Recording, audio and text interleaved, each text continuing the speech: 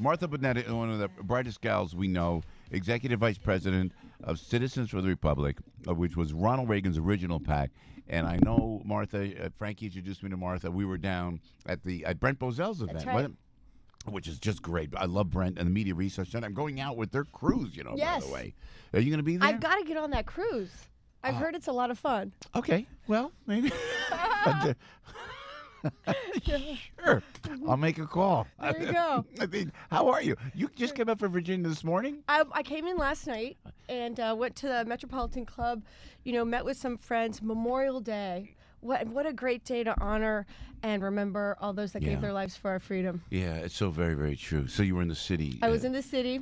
Yeah, Fleet Week is something. It's so Yes. moving when you see all that. Absolutely, and that's after we just had the Rolling Thunder in Washington D.C. Yes, what happened? They were not going to do that. They were going to do that. What happened with Can I that? tell you, we have the greatest president in the world, and since in my lifetime, the greatest president, and just another example of what a great man he is.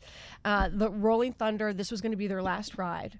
And the President of the United States, Donald J. Trump, said, "No way, you're coming back, and I'm going to see to it." Cool. So, I mean, which is, it's part of our American Why were they heritage. not going to do it? It had, what happened was they were just being overregulated to death, like everything else. Yeah. They needed a permit for this, a permit for that, another fee for this, another fee for that.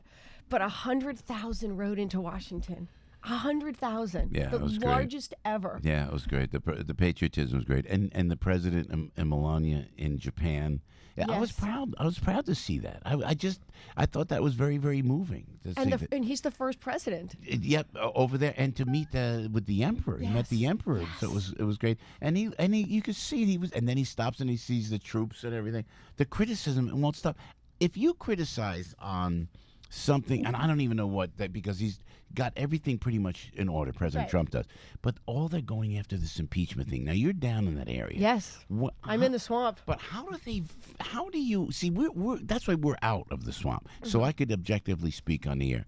If you're going to say something to the president, maybe about the tweeting, about the bluster, whatever, but they're going after the impeachment, and it sounds. You know what it sounds like?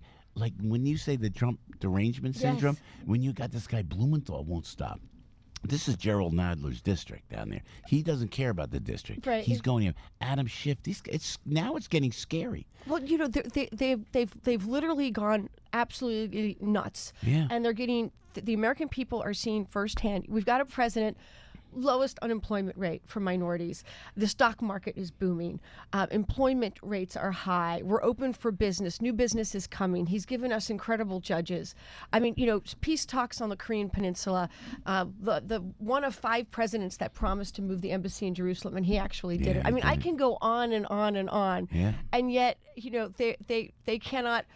They're willing to do anything they can to try and destroy this man any way they can. Yeah. And the American people, the American people are smart, and they see what's happening, and they see how deranged the left has become. And then Vice President Biden goes. Biden said, "I saw this clip earlier before we on my way to work this morning. Oh, the president is going off on the what do you say? The Obama Biden economy." He says that to people cheer. It's what? How can they even say it? How can they even say that? It's really incredible, and I think we're going to see as we get more and more deeper into 2020, we're going to see more antics, more craziness from the left, and as a result of that, we're going to see huge amounts of people coming over to our side of the aisle. I mean, look at the Jexit movement. Have you been following Jexit? Yes, thank you. Yes, and it's really been incredible, and this is my view and my take. This is our Jewish friends leaving Yes. the Democratic Party. I mean, if you support Israel and you're pro-Israel, please. you cannot be a Democrat. Please. It's impossible to be a Democrat if you support Israel. If you support Israel and you love Israel, there's no way you can be a Democrat. I mean, you've got Ilhan Omar, who is not only anti-Semitic. I mean, she blatantly hates the Jewish people, and she has no problem letting the world know that. And she sits on our Foreign Affairs Committee, one of the most powerful committees. Why isn't Chuck Schumer really putting his foot down? He's Mr. Israel, and those of us in New York, Martha, help me out here. Why doesn't Schumer just go, "This has got to stop"? They're afraid. And Nancy Pelosi, you know what she looks like? They say they get on her for slurring her words, and she looks like she's slammed. She's having a couple drinks. That may be the case, but you know what she looks more than anything to me? Scared. Yes. She's like scared.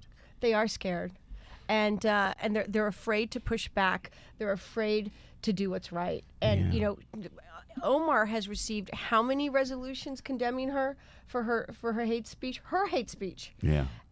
And yet she's still sitting on this committee. I mean, what is it going to take? How much more is she going to say, bold-faced, blatantly asserting her hate for the Jewish people before Schumer and Pelosi and all of them do something about it? Yeah, and they're not standing up at all. We talk about it all the time. Martha Boneta is with us, 8:33 with Joe on the radio. Hey, Martha, tell us about the, you're the Executive Vice President of Citizens for the Republic. Tell us about that before we go into some other issues here. So Ronald Reagan created Citizens for the Republic in the 1970s, and he very much wanted to reach out to the American people, so he created Citizens for the Republic. It was dormant for a while, and then it was relaunched with this administration. I love it. It has great Reaganites on it that either served under Reagan or want to continue Reagan's legacy. And it was such a privilege. I was asked to come on board and be their executive vice president. It was such an honor and a privilege. Went to the Reagan Ranch that I'd never been to before, and what a great man. That's small. The ranch is virtually small, where he and Nancy used to go. Yes. But I love that he went back to where he was from. I like that he did that. I never understood how, I'm not saying this in an attacking way, how the Clintons never went back to Arkansas. You ever notice that? And Barack Obama staying in Washington, D.C. Yeah, it's like, you know what I mean? The president cannot wait to get back to New York. You just know it. He loves New York. And Ronald Reagan loved that ranch, boy, huh? And I'll tell you what really impressed me was how simple it is. I mean, he loved to chop firewood. Yes. He wanted to be part. He wanted to feel the land and experience the land, and he wanted to be in his cowboy boots and jeans and just work on the land. And you weren't even born when he was president, right? Well, I'll tell you, my father was a big Reagan guy, and so I grew up with the Reagan shrine in our house. So right next to the crucifix, there was the Reagan shrine. Oh, that's great. Yeah. Right. Still, one of the greatest presidents, and just his whole approach, his demeanor, and everything. Hey, so tell us what you doing. You were down to the border. You were down. Yes. So I've been. You went down yourself. Yes. Oh, yes. my Lord. So I've been to the border 3 times, and the first time I went through McAllen. And was right there. It's one thing, we talk about the border and we talk about this the immigration crisis, and it is a crisis that we have in our country. Yeah. It's another thing to actually be there. And so many members of Congress that are against the president's wall, and our country's need for the wall, have never stepped foot there. They want to thwart the efforts to secure our borders, and a country without borders is not a border. And to be there firsthand and to witness the crisis right before our eyes was like nothing I've ever experienced before. And then I went back 2 other times. I interviewed ranchers that are on the border in New Mexico. You're a farmer, is that right? Yes. Frankie told me you're a farmer. Yes. Is that right? Yep. Well, what you? She left her overalls home today. I did. I clean up really well. Thankfully. Yes. All right. Yes. So what kind of farming did you do? So my family has a working farm about an hour and 20 minutes from the White House. You leave the swamp, you drive out west, and it's this rural bucolic farm countryside.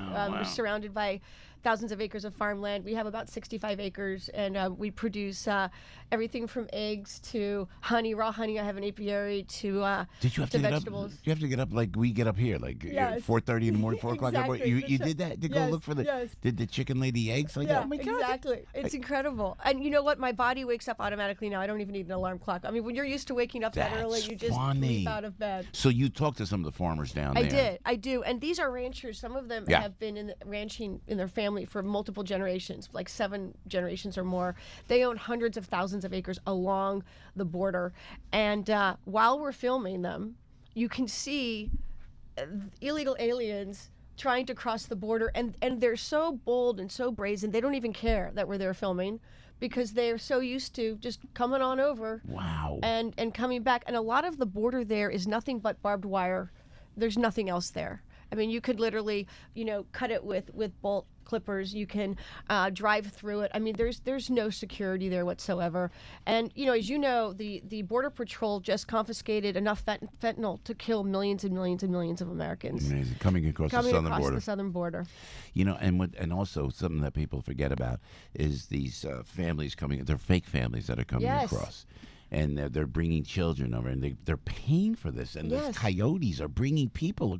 Why won't the Democrats even acknowledge? And they know what's going on. Of course. They yes. know what's going yes. on. And, heaven forbid you should suggest, we really need people to prove that they're related to each other. Yeah. Then all of a sudden, you're a racist or there's something wrong with you because you actually want to prove. But a lot of children are trafficked through that process, through creating these fake families, and then they're sex trafficked once they get here. Oh, and it's a crisis. It really is a serious crisis in our country that, as you said, the left doesn't even want to acknowledge that we have this serious problem at our border with these fake families being created. And I speak to you, Martha, and we appreciate Martha Boneta with us. We always appreciate and respect you coming in. And like I said to Curtis Ellis, who's here, is that I know we got a break, but the president with the inner cities, the way he's helping out with the enterprise zones, the way what he did with First Step, with criminal justice reform, that is the word that should get out there because it's, to me, cuts the Democrats at their knees. And listen, I'm a former lifelong Democrat. We have Democrats called on the show, and we like to have nice, objective conversations. But they're protecting more people who are coming in from other countries here to hurt us, to use us. That I can't afford to pay for somebody's free health care, free school. I can't afford it anymore. But they are neglecting the stressed areas of the United States of America. The president is there for the folks in the inner cities of the United States. Oh, absolutely. We have a president who is making America first. He's making our veterans first. Listen, we have right now as we speak, we have over 30,000 homeless veterans in our country. 30,000. And yet we have illegal immigrants, illegal aliens in our country that are receiving benefits when we have men and women that were willing to die for our freedom on the streets of our country. Martha, you're so refreshing. Great to see you. We had so much fun down at Brent Bozel's thing. We'll see about the cruise. You should come on the cruise. You know what? Come on. You may just see me on that cruise. Okay. For Martha Boneta right there, executive. That's a threat, huh? Executive Vice President, Citizens for the Republic. Martha, thank you. We appreciate so much. it. It's Thank you. always great to such a see you. pleasure. We appreciate it. And Big Al Gattulo. This is so funny. Martha comes in, she goes, I have to touch your hair. How about that? Yes, You yes. got blessed. You got blessed. It's just, you like it. You like it. He's losing it. Yeah, I said it's like good luck. Everybody that comes on the show has to rub their There hands you go. through your hair. Kind of like a little troll thing. Right, You know? It's like Troll. Nice. All right. Can we do the news now? Al's got the headline news live and local and purple on AM 970 The Air.